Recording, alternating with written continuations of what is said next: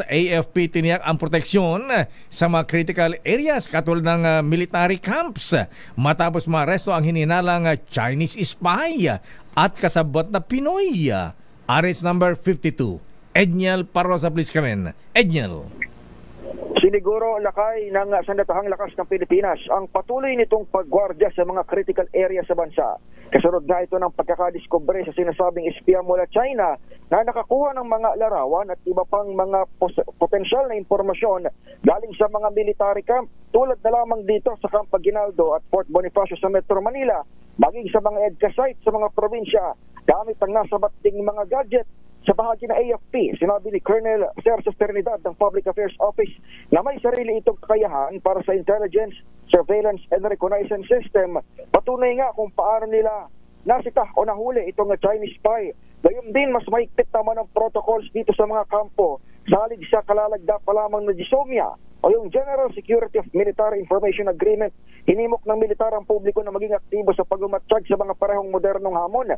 Lalo't hindi ito unang beses na may naarestong Chinese national sa parehong pang-espiya o parehong modus. Kung matatandaan, unang nahuli ng CIDG sa bahagi naman ng PNP ang isa ring Chinese national sa lungsod ng Makati noong nakaraang taon.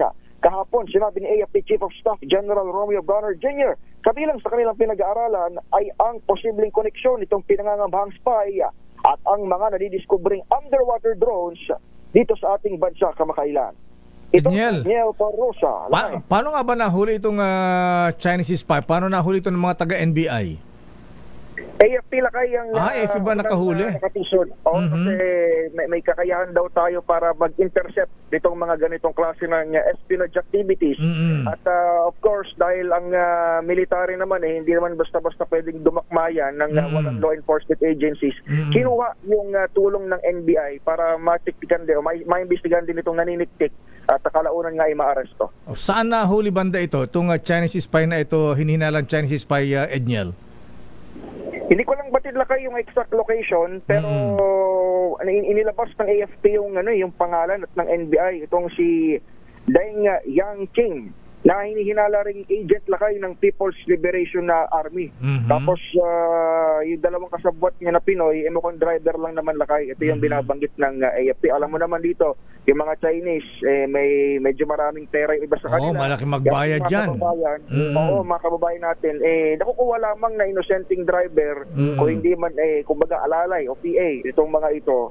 At yun na nga, at least kahit pa paano ang kumanta yung mga Pinoy doon sa kanyang activities. Ayan, parang nahuli, nasa kotse, di ba?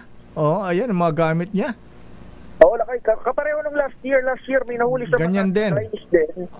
Ganyan din. Nag-iikot sa vicinity ng Campo Aguinaldo.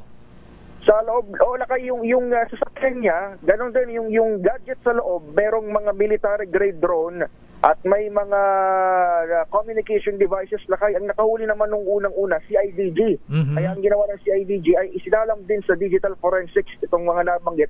At yun nga, may mga initially, may mga nakuha na kaya hinalang mga data mula doon sa nabanggit. Pero batay doon sa initial confession lakay, alam mo, ang nagkanta rin doon sa CIDG, Pinoy rin. Pinoy din, Pinoy din, oo. Hindi naman siya inaresto, pero ang sabi ng siya nag-tip sa militar, sa CIDG. Oo, lakay ang binabanggit niya, ganoon din, ganoon ang modus. Magtungo sa mga military camp lakay at kumuha ng mga larawan. Ano, pumapasok sa loob ng kampo? Kahit pasad lang lakay, actually, kahit hindi pumasok sa loob ng kampo kasi ang ginagawa dyan, ang sinasabi ni General Bronner, mayroon ng bagong technology ngayon lakay na kahit yung pinaka-mapa lamang ng paligid, pwede nang magamit as information sa formatting purposes. At yung layout ba, yung pinaka-layout ng military camp area, yung military camp ay kabilang doon sa mga posibleng magamit. Ayan, yung si Eli Cohen ng Mossad ng Israel nahuli ng Syrian intelligence habang nagpapadala ng message sa Israel. Ayan, natiktikan, na-triangulate yung Syrian military na nag-surveillance, nag-iikot. Ayan, nakuha yung signal. at doon na ako yung nahuli yung Mossad agent. So siguro ganito nito habang nag-iikot diyan sa Campo Aguinaldo na detect ng ating mga militar. Oo, gano'n na nga lakay. At dahil may capability rin daw tayo, meron tayong AFP Cyber Command na rin. Bukod sa Army, Navy at Air Force, merong Cyber Command at meron din daw capability na makadetect ng mga nagtatangkang pumasok doon sa ating sistema. Yung drones lakay na nakikita sa dagat, sa Masbate kamakailan. Ang sinasabi ni General Bronner, isa yan doon sa mga sinisilip kung connected ito. Kasi nga naman, yung drone na sa dagat, isa rin yan doon sa mga ginagawa niyang function. Yung potentially ay imapa yung ruta naman ng mga sakyang pandagat. Wow, submarine. At pa ng ilang mga impormasyon. Naku, tindi alupit Okay, maraming salamat Miss Let. Edniel.